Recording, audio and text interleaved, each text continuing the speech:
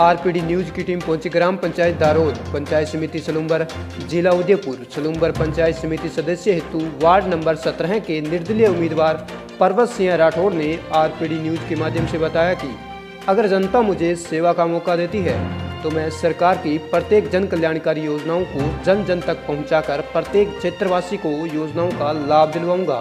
यह मेरा लक्ष्य है। तो आइए सुनते हैं किशन सोलंकी के साथ खास मुलाकात में निर्दलीय उम्मीदवार पर्वत सिंह राठौड़ जी के अपने क्षेत्र में विकास कार्य के प्रति विचारों को। आरपीडी न्यूज से किशन सोलंकी। हम अभी ग्राम पंचायत दारोद, इसके पंचायत समिति सदस्य प्रत्याशी है, निर्दलीय प्रत्याशी है पर्वत सिंह जी, उनसे रूबरू होते हैं और बातचीत करते हैं कि उनके से क्या मुद्दे हैं जो उनको आप वो सफल करवाएंगे। और जो अभी ये चुनाव मैदान में उतरे हैं तो जो निर्दलीय है, किसी भी पार्टी से नहीं है, तो इनसे ये पूछेंगे, बातचीत करेंगे भी ऐसे क्या ऐसा है जिसको आप सफल करवाने के लिए चुनाव मैदान में उतरे। तो पर्वत सिंह जी नमस्कार।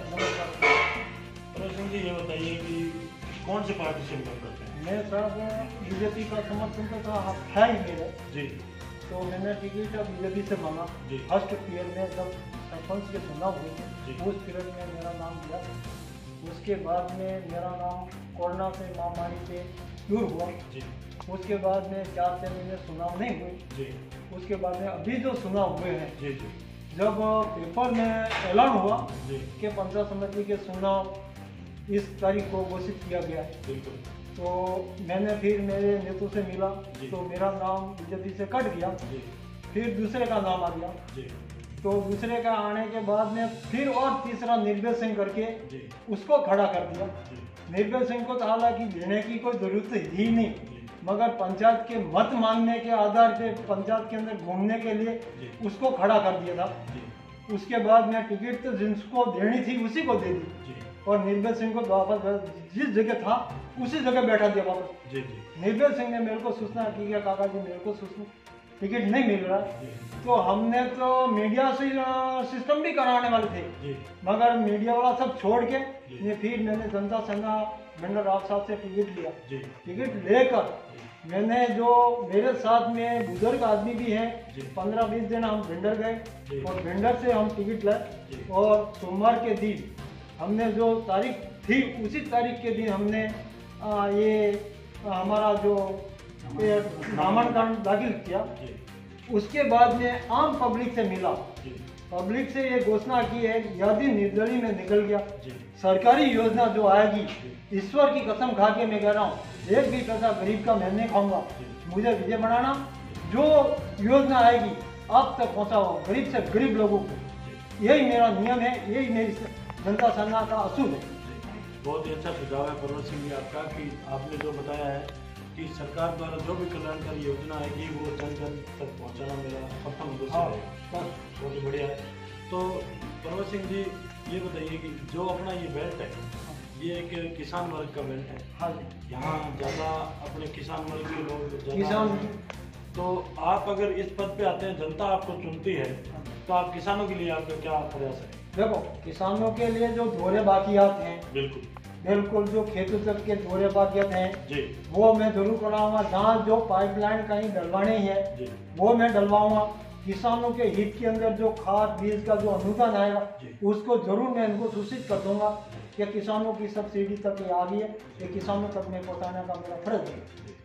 बहुत ही अच्छा सुझाव है कि किसानों की हर समस्या में आप तत्पर रहेंगे और किसानों की जो भी सरकार द्वारा या किसी भी संस्था द्वारा कोई योजना या किसी प्रकार की माफी आती है तो उसमें आप अव्वल रहेंगे। बहुत ही अच्छा सुझाव है। तो पर्वत सिंह जी जैसे बात करते हैं हम शिक्षा की, तो इस बेल्ट में शिक्षा का तो उसमें आपका इस पद पे आने के बाद शिक्षा के प्रति क्या रुझान है? सर, मेरे इस पद पे आने के लिए मेरी जो ये स्कूल है, जो 12वीं तक की स्कूल बनी हुई है, वो आज जेल खाना बना हुआ है। आप जाके देख लीजिए, छोटी सी स्कूल है, उसमें 12वीं तक के हैं, न उसका कोई मैदान है, न कुछ भी नहीं, न उसमें ये अध्यापक है। यदि स्कूल का ट्रांसफर जरूर करवाएं और ऐसी व्यवस्था बन जाए कि ये स्कूल मैदान में निकल जाए और मैदान में निकलने के बाद में तो भाव भी बढ़ेंगे इसके और इसका शिक्षा का प्रभाव पड़ेगा।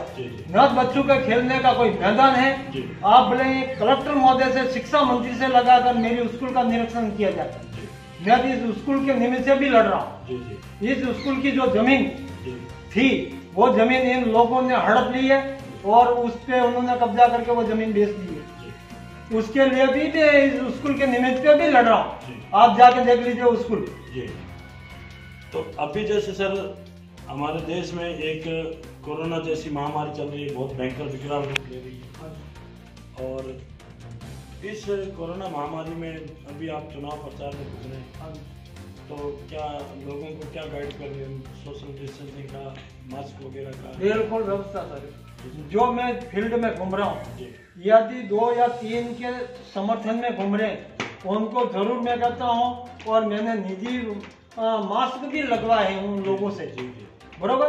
और ऐसे गरीब लोग हैं जो इतने माइंडेड नहीं है कि कोरोना क्या चीज होती है। बिल्कुल बिल्कुल सही। और इस बीमारी का इन हमारे जो गरीब है इस बेल्ट में किसी को अनुभव नहीं है कि कोरोना क्या चीज है।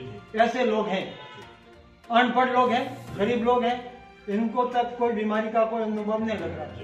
बहुत ही अच्छा है कि आपने जो अभी बताया है पर्वत सिंह जी की, मैंने प्रचार प्रसार के माध्यम से साथ में मास्क भी वितरण कर रहे हैं और जो लोग सक्षम नहीं है उनको मास्क है, सैनिटाइजर उनकी व्यवस्था कर रहे हैं। बिल्कुल सही बात है।